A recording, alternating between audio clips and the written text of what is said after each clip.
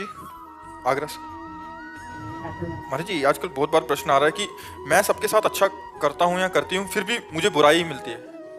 ऐसा नहीं है, ऐसा नहीं है,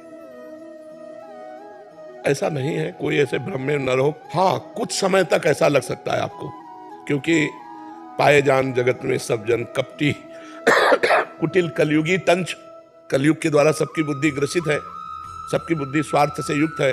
तो आप हित करेंगे और वो हो सकता है आपका अहित करने की बात सोचे, आपको कटवचन बोल दे, आपका एहसान न माने, लेकिन जो सर्वलोक महेश्वर भगवान देख रहा है कि आपने उसके साथ अच्छा किया है, वो जब आपका अच्छा करेगा तो फिर हमें लगता है धैर्य रखना चाहिए। हम अच्छाई को तत्काल भजाने की कोशिश ना करें कि हमने आपको पानी पिलाया, आप लौटकर हमारी तरफ हाथ जोड़िए और बोलिए थैंक यू। ये भावना हमारी गलत है। ये भावना अगर हम छोड़ दें तो अच्छाई करने पर अच्छा ही होगा, परम अच्छा होगा, परम मंगल होगा। नेकी कर दरिया में डाल, ये बात क्यों नहीं लाते हम लोग?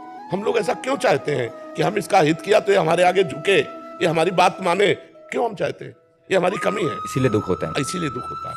हम सामने वाले का हित करके अनुकूलता चाहते हैं, इसलिए हमें दुख होता है। अगर हम अनुकूलता ना चाहें तो अनुकूलता तो मिलेगी ही, परमात्मा के द्वारा मिलेगी। ये लोग थोड़ी अनुकूलता देंगे, ये तो सब अपनी अपनी वासनाओं की पूर्ति के लिए है। वासनाओं की पूर्ति हुई तो कोई पहचानता भी नहीं है।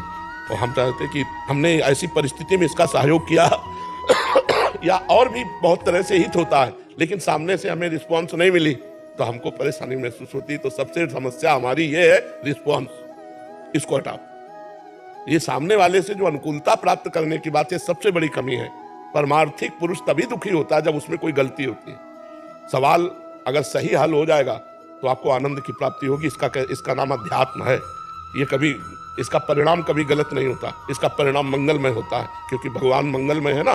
तो हमसे त्रुटि हो जाती है। अब जैसे हम किसी का हित करके उसके परिणाम स्वरूप अनुकूलता चाहते हैं, अब वो ना देगा तो हमें लगेगा कि यार हम जो किया वो सब व्यर्थ चला गया। व्यर्थ नहीं गया, परमात्मा देख रहा है।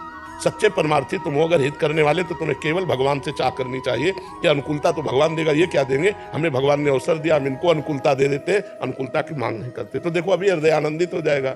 और ऐसे तो स्वार्थी संसार है ही, जब तक स्वार्थ बनेगा तब तक वो ऐसे रहेगा। जिस दिन पता चला कि स्वार्थ पूरा हुआ तो तुम्हें कुछ नहीं समझेगा। तुम देखोगे ये वही है जिसके साथ मैंने इतना हित किया, फिर जलोगी। तो ये जलना आपकी कमी है, आपकी गलती। अगर आप अध्यात्म में सुधार कर ले तो आनंदित हो जाएंगे। रहीमदास जी ऐसे बांट रहे थे, लोगों ने कहा नेत्र नीचे क्यों किए हो? तो उन्होंने इसी बात से कहा कि लोग समझ रहे रहीम दे रहा है, लेकिन रहीम नहीं, देनहार कोई और है, देत रहत दिन रैन, लोग भरम मोह पे करे तासु नीचे नहीं। अगर हम इस भाव से परहित करें तो हमको कभी दुखी नहीं होगा, कभी दुख नहीं हो सकता, क्योंकि हम आपसे चाहते ही नहीं है। हम तो केवल हित कर रहे हैं। परमात्मा ने प्रेरित किया तो नेकी कर दरिया में डाल। बहुत बढ़िया सिद्धांत है, अगर ये समझ जाओ। नहीं समझोगे तो फिर परेशान हो। जी, हित कब कब करें और कब ना करें? पर हित कब कब करें और कब ना करें? अवसर आने पर। परहित के लिए झोला टांग के थोड़ी घुमा जाता है, परहित के लिए झोला टांग के थोड़ी घुमा जाता है। हम परहित करें। अब जैसे हमारे दरवाजे में कोई आ गया, समस्या में फंसा हुआ है, और हम उसकी समस्या का निदान कर सकते हैं तो हमें कर देना चाहिए, लेकिन इस लोभ से नहीं कि किसी दिन हमारी दंडवत करेगा कि भैया आपने बचा लिया। ऐसा नहीं, उसको परहित करें क्योंकि वो हमारे पास आया है, और इसके बाद वो हमको प्रणाम करे, हम उसको देखें ही नहीं, बहुत बढ़िया आनंद आ जाएगा। लेकिन हम ऐसा नहीं कर पाते हैं। परहित के लिए अवसर होता है। कोई भूखा है, भोजन दे दो, बीमार है, औषधि दे दो, समस्या में है, आप उसका समाधान कर सकते हैं, कर दीजिए। और उसके बदले में आपको प्रणाम करे, धन्यवाद दे, ऐसी भावना रखना, ये थोड़ा ठीक। ये मेरे काम आएगा इसलिए मैं यही बात तो परेशानी की है, यही बात परेशानी की है। हाँ, ये ज्यादा हो गया कि ये मेरे काम आएगा इसलिए मैं इसका काम कर देता हूँ, नहीं कर रहा हूँ तो कल ये मेरे काम नहीं, इस काम से मेरे भगवान प्रसन्न होंगे और भगवान मेरा मंगल करेंगे, ये भावना जोड़ो। परहित भगवान के लिए करो। इंसान का परहित का भाव करके उससे बदले में लेना चाहोगे, घाटे में हो जाओगे, वो नहीं कर पाएगा। हम सब में भगवान को देख के, हाँ, तो दियम वस्तु गोविंदम तुभ्यमेव समर्पयेत्। तो बढ़िया बात है।